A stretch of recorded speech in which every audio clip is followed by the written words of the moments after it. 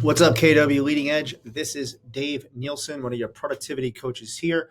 Today, we're going to be going over how do we want to say, the anatomy of a listing. Basically, all of that information that you see in a listing on the MLS, it all means something.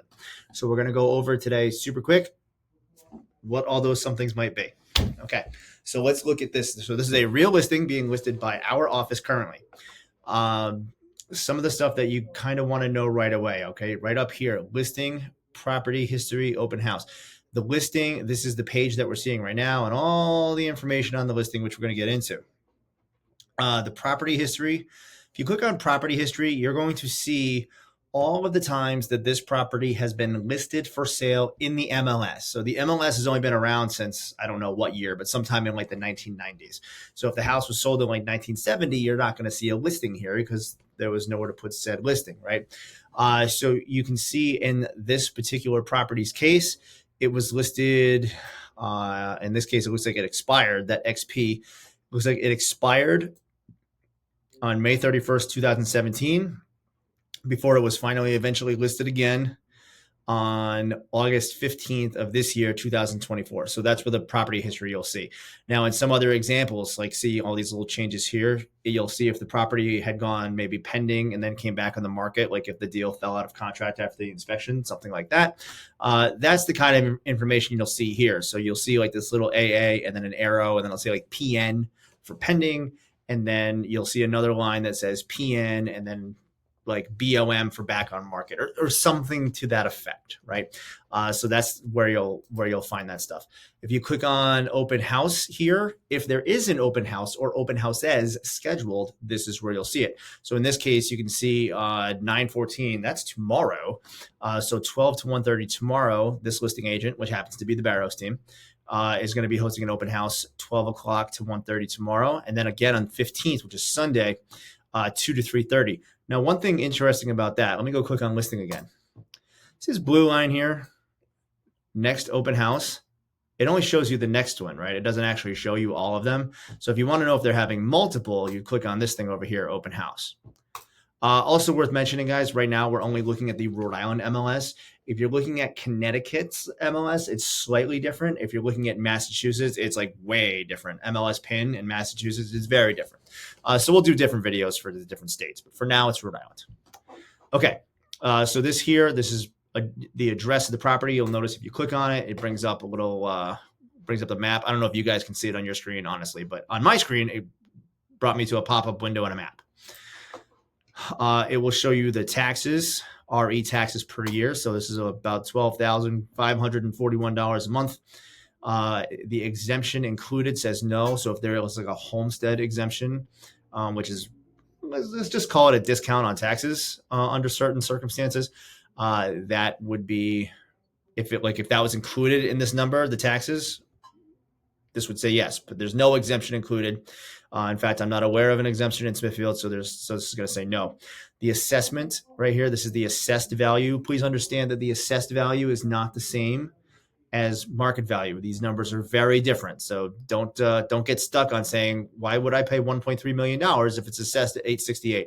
$868 is not market value. It's just the number you're taxed on, so it should be different. This is association fee per, and then it'll say like month or year, and then a dollar amount. So it might say like $200 a month or $1,500 a year or something like that. You'll see that in like a mobile home park or condos, that kind of thing. Or, sometimes you'll have HOAs in neighborhoods, but like an HOA fee is an example of something that goes here. The year the house was built, the type of house it is, it's all right here. Listing price. So this number here, listing price, this is its current listing price. The original listing price is going to be, what it was when it first hit the market. You can see this was 1.399 million when it came on the market, and it is now at 1.349. So they've reduced 50 grand. You can only, on this page, you can only see the original listing price and the current listing price. If you wanted to see all of the steps they've had, all of the price drops, you could see so in the property history, which in this case, it looks like they've only done the one. Price per square foot. DOM stands for days on market. This has been on the market for 29 days, and the fire district tax is 0. Some towns do have a fire district. Cumberland has one. Coventry has one, just to name 2 off the top of my head. Public remarks for the property. This is just what the listing agent has decided to say publicly about the property. And then the next bits of the listing, let's scroll all the way down here to get a better view.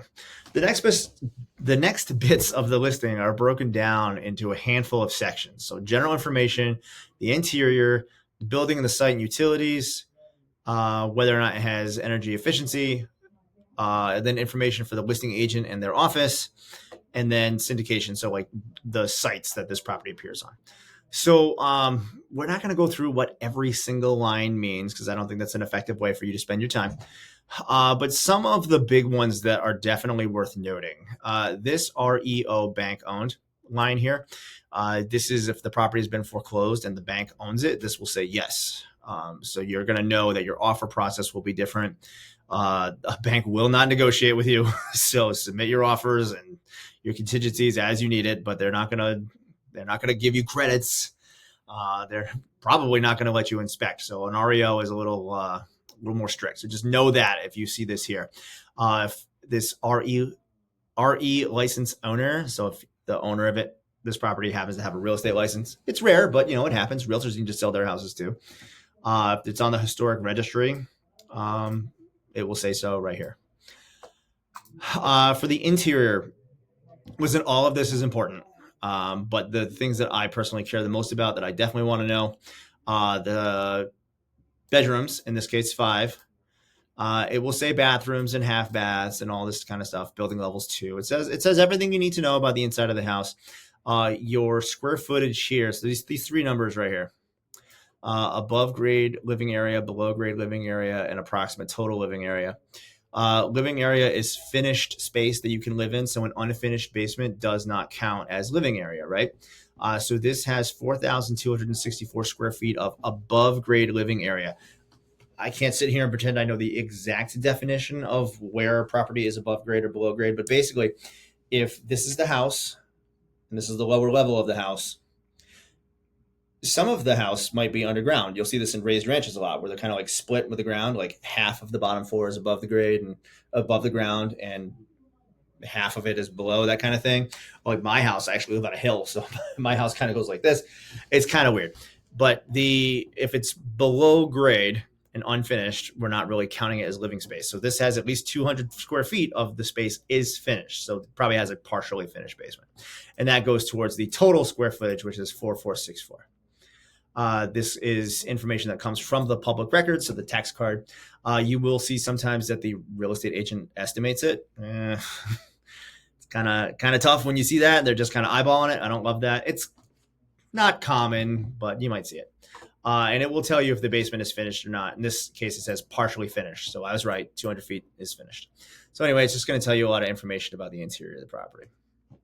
For the building, site, and utilities, it's going to tell you, what it's near. It's near the bus commuter rail. It's going to tell the type of fuel. It's going to tell the type of fuel and heat.